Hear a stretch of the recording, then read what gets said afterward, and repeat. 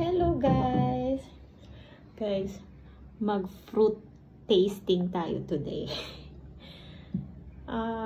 Fruit na wala sa Pilipinas.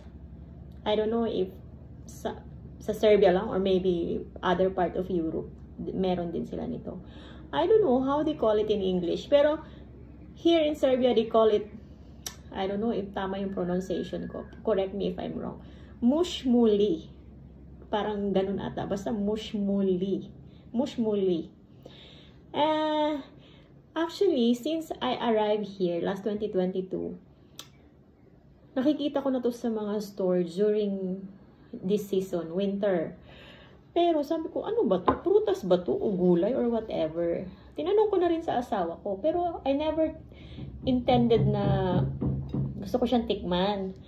But one day, meron kasi akong nakitang post sa isang Pinay na pinost niya to. So, na-curious ako, binasa ko yung mga benefits na shinare niya doon. Na maganda nga rin to for antioxidant, blah, blah, blah. Basta marami. So, doon ako na-intriga na gusto ko siyang tikman. So, ito na nga kahapon, sabi ko sa asawa ko, can you please buy me this one? Not too much. I just want to try because maybe I will be disappointed pag di ko nagustuhan. So, ayun na nga. Bumili lang ata siya, siguro mga 200 grams lang to. Parang 200 plus ang kilo. So, it's around 100 pesos in our money. Ito siya guys, tingnan niyo yung itsura. Brown siya. Tapos, yan. May crown siya ayan Yan yung, maliit lang siya. Para rin siyang mga bayabas. Hindi naman, may bayabas na maliliit. Actually, ganito pala kainin to. Pero take note, may kalasa siya sa atin. Need mo siyang i-open. To. Yan. Tapos, i-press mo. Yan. Tingnan mo yung kulay. Alam mo kung anong kalasa niya sa atin? Yung texture ng loob niya? Para siyang chiko. Chiko sa atin. Pero, ang chiko kasi matamis lang. Ito, a mix of matamis na may pagka-konting asim, sourness.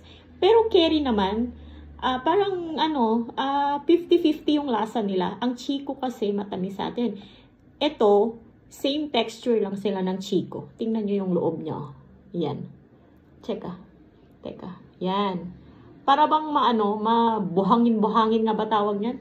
Yan. Pati amoy niya, chiko. For me, I don't know the other Filipina who tried it here. Tapos, meron siyang buto. Wait lang. Ano muna natin?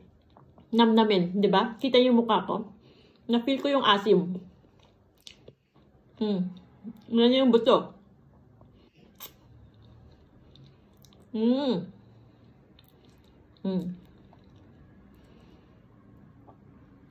Ayan yung buto.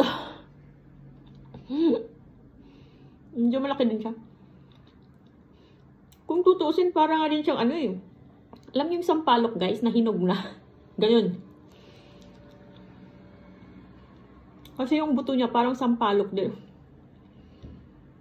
Parang closer to sampalok.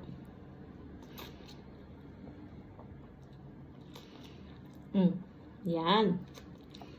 Pero in fairness, masarap siya. Nagustuhan ko naman siya.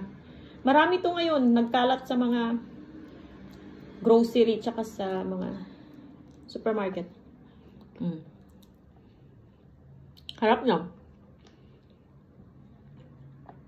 Sa mga Pilipina na nandito, yung mga hindi pa nakatry, share ko lang. Try nyo po, masarap. For me, hindi ko alam sa inyo. Iba-iba tayo ng taste buds. Pero share ko lang. Basta for me, para siyang chiko. Then, squeeze it.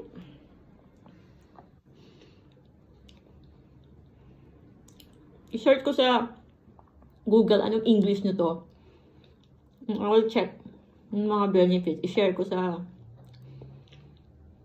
FB later.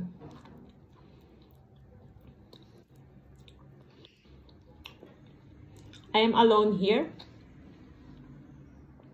Nasa labas yung dalawa, kasama yung lolo. Maganda kasi yung weather today, medyo maaraw. Pasan sila. Pero malamig pa din. Yung husband ko pang morning. Eh, hindi kami makalabas. Pag lumabas kami, 3 pa. Wala kaming lunch. Nagpiprepare ko ng lunch. Yan. Ayan yung loob niya, guys. So,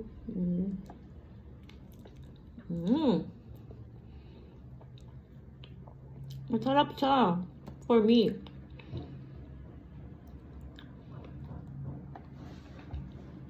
Yun lang. Ciao.